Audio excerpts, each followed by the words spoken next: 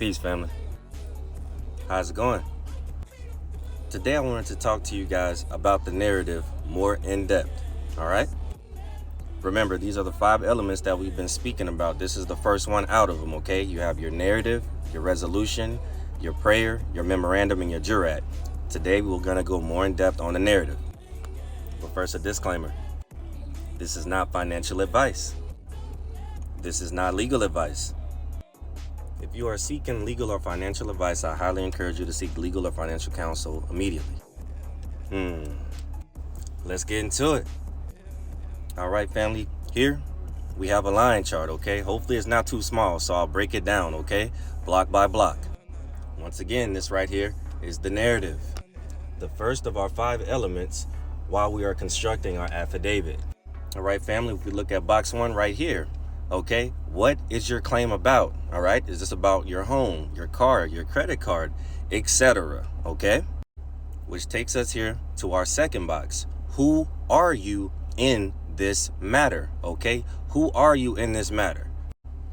Are you the beneficiary, the trustee, the debtor, the creditor, the seller, the buyer, the consumer?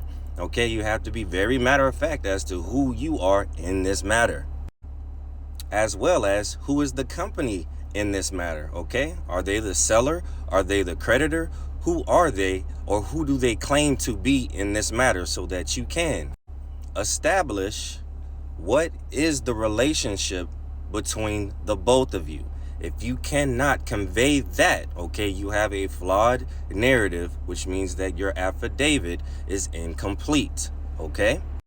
So hopefully you guys were able to soak that in, okay? Let's get to our third line chart, okay?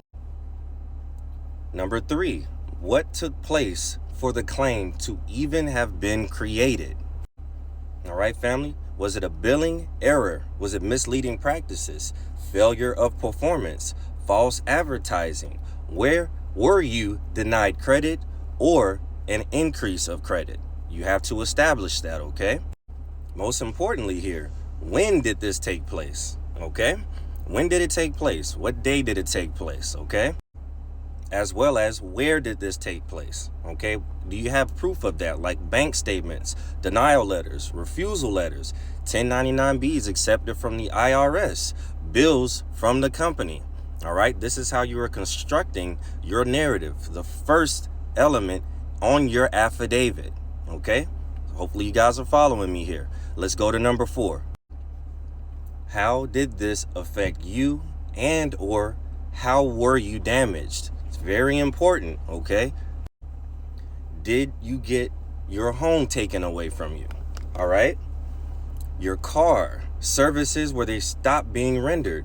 Your credit score, was it negatively affected, okay? Were you unable to get a job and or a place to live? You have to be able to explain that, okay? As you can see how fluent it has been with just me asking you these questions now for you to construct your narrative, to give it the strength test it needs, okay? To render you the result that you desire. Okay, let's go to our last leg of our narrative, okay? All right, family, on our final leg, which lens are you projecting this matter through in order to show that your claim is valid in recourse to the damage that they've caused you?